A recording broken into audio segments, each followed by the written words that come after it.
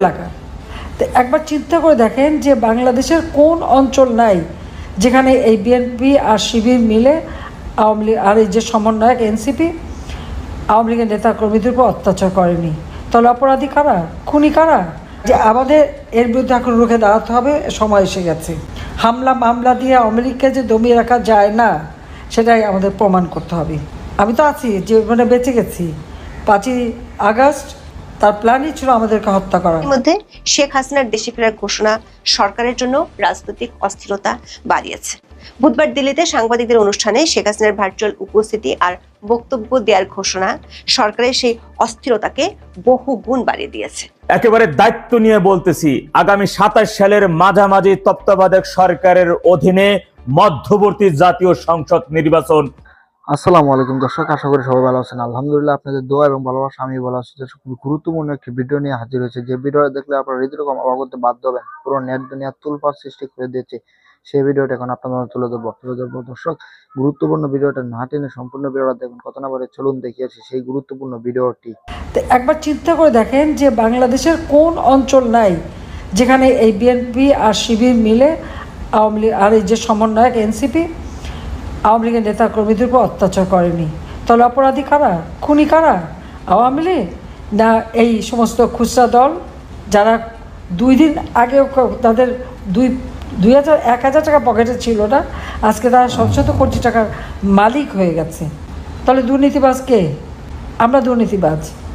খুব তো বললে এতটা বিলের টাকা নাকি আমরা পাচার করেছি, একটাও দেখাতে পেরেছে? আমি, রেহানা, আমাদের 5টা বাচ্চা, তারা তো চাকরি বাকরি করে খায়, তারা কাজ করে খায়, নিজের মতো করে খায়। তারা তো কোনোদিন আসে নাই যে মা প্রধানমন্ত্রী বা খালা প্রধানমন্ত্রী আমরা এটা হবো ওটা হবো, কিচ্ছু তো করেনি। নিজেরা খেটে খায়, কোনোদিন এতটুকু সুযোগ তারা নেয়নি। অথচ এখন মামলা দিয়ে তাদের চাকরি যেখানে করে সেই সব জায়গায় চিঠি পাঠিয়ে তাদেরকে হয়রানি করছে। টিউলিপের সাথে কী হয়েছে সেটা আপনারা দেখেছেন। শুধু আমাদের সাথে জয়ী করতে পারে, তারপরে আওয়ামী লীগের তৃণমূল পর্যায়ের মানুষের সাথে কি নির্মম অত্যাচার করে যাচ্ছে, একবার দেশের মানুষকে সেটা চিন্তা করতে হবে। আর আমি বলবো, এখন অবশ্য বিদেশি দরজা অনেক বন্ধ হয়ে গেছে, কারণ মিথ্যে কথা বলে বলে ওই গ্রামীণ ব্যাংকের টাকা লুট করে, গ্রামীণ ফোনের টাকা লুট করে, গরিবের রক্তচোষা টাকা, ডিপ স্টেটের টাকা, সোরসের টাকা, ইউএসআইডের টাকা খেয়ে ইনুস যে স্বর্গরাজ্য গড়ে তুলেছিল বিশ্বব্যাপী, আজকে সব জায়গা থেকে লাঠিচাটা খেয়ে আসতেছে। দেখেন না, ইটালিতে গেল, প্রাইম মিনিস্টারের সাথে দেখা করতে চেয়েছে, আর তার ওই যে কী জানি প্রেস সেক্রেটারি একজন আছে যাকে সবাই ডাস্টবিন শফিক বলে, এখন আর তার মুখে কথা নেই। কিন্তু তার প্রেস থেকে বলে দেওয়া হয়েছিল উনি সেখানে দাওয়াতে যাচ্ছেন, দেখা হবে। কি হলো? মেয়রের সাথে দেখা করেছে, আবার সেখানে তার স্বার্থ আছে।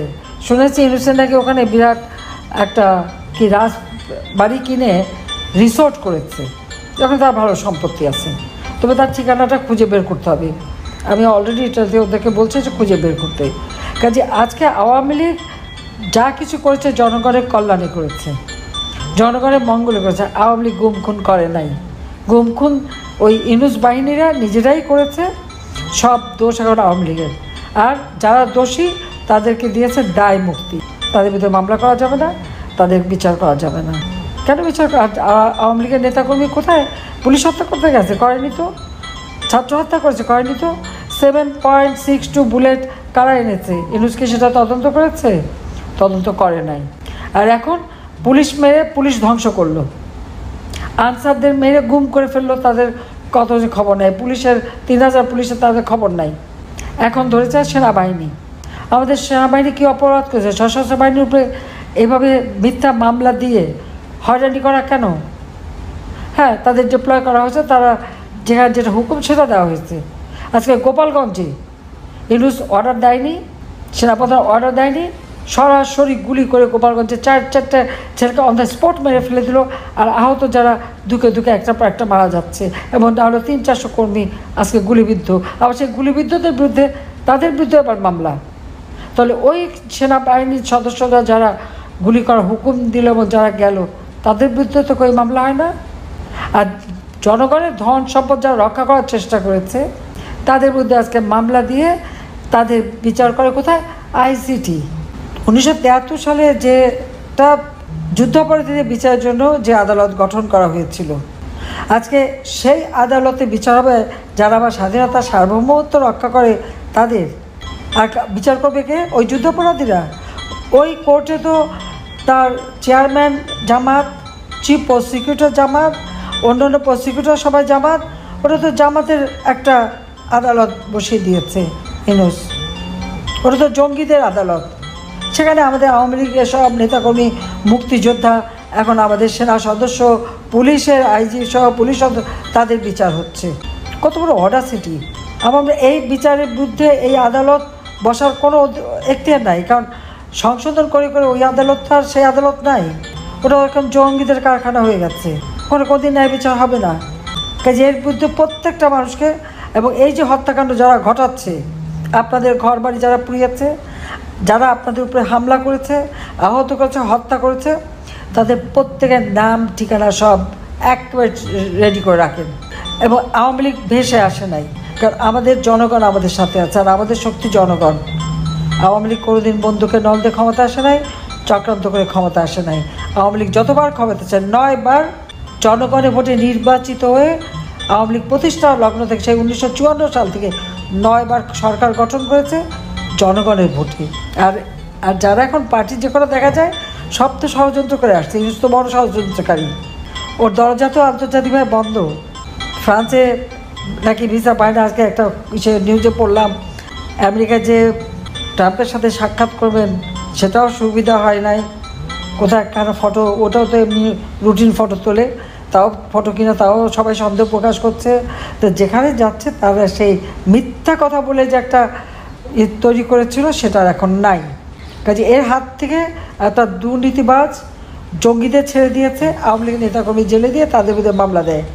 আর হলি আর্টিজানে যে আসামি ছিল, যে এর সঙ্গে জড়িত, সে এখন লম্বা লম্বা কথা বলে, বড় বড় কথা শোনায়। হ্যাঁ, ডিজিটাল বাংলাদেশ করে সেই সুযোগ নেয়। কাজে আমাদের এর বিরুদ্ধে এখন রুখে দাঁড়াতে হবে, সময় এসে গেছে।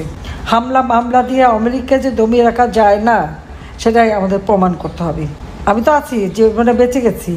5ই আগস্ট তার প্ল্যানই ছিল আমাদেরকে হত্যা করা, কারণ সেটা চরম দুর্নীতিবাজ। ইউনূসের বিরুদ্ধে দুর্নীতি দমন কমিশনে 5টা মামলা ছিল। ট্যাক্স। সম্মানিত দর্শক, আপনারা তো সম্পূর্ণ ভিডিওটা দেখলেন। দর্শক, ভিডিওটা দেখে কেমন লেগেছে, ভিডিও সম্বন্ধে অবশ্যই আপনাদের লাইক কমেন্ট শেয়ার করবেন এবং কমেন্ট বক্সে জানিয়ে দেবেন ভিডিওটি কেমন হয়েছে। এবং এই ভিডিওতে যে চাঞ্চল্যকর তথ্যগুলো রয়েছে, তথ্যগুলো দেখে নিশ্চিত বুঝতে পেরেছেন যে হাসনাত আব্দুল্লাহর উপর ভয়াবহ যে হামলা হয়েছে, সেই হামলার এই স্বীকারোক্তি এবং বিভিন্ন ধরনের যে পদক্ষেপগুলো নেওয়া হয়েছে, সেই পদক্ষেপগুলো নিয়ে পুরো দেশে তোলপাড় সৃষ্টি করে দিয়েছেন। সেই ভিডিওটি আপনারা তুলে ধরেছি। ভিডিওটি অবশ্যই ভালো লাগলে লাইক কমেন্ট শেয়ার করবেন। চ্যানেল নতুন হলে অবশ্যই চ্যানেলটা সাবস্ক্রাইব করে দিয়ে পাশে থাকা বেল বাটনটি অন করে দেবেন। পরবর্তী ভিডিওর জন্য অবশ্যই চ্যানেলটা সাবস্ক্রাইব করে দেবেন।